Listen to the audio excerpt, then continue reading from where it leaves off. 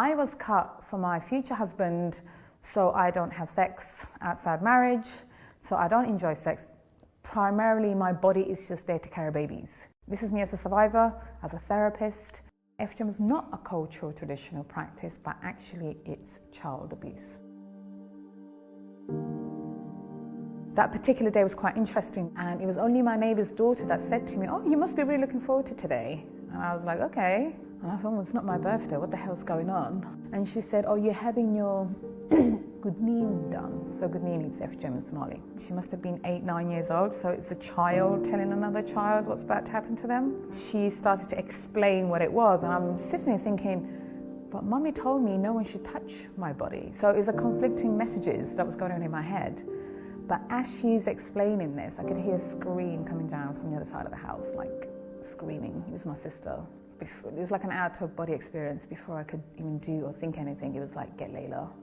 Get Layla's turn. And I mean, I ran off. Obviously, I'm 7 years old. There's only so much running I can do. So they grabbed me, pinned me on this table.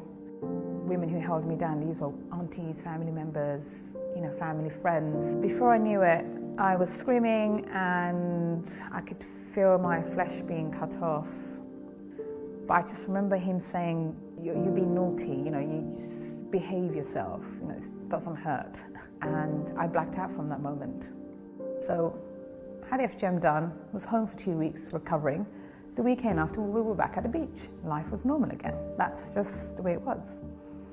Once you undergo something like this, there's no way back.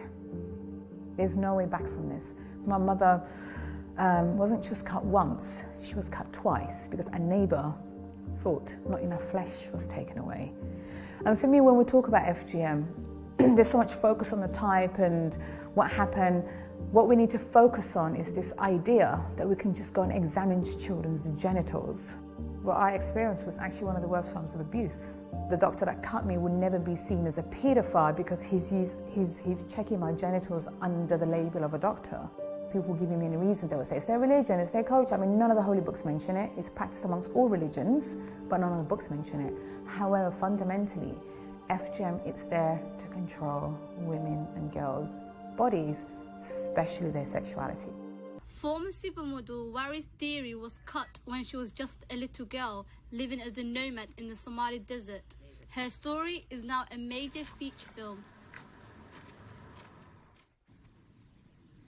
I was 3 years old.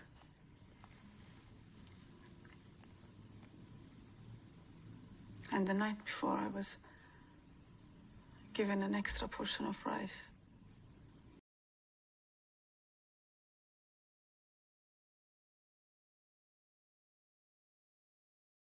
Nothing.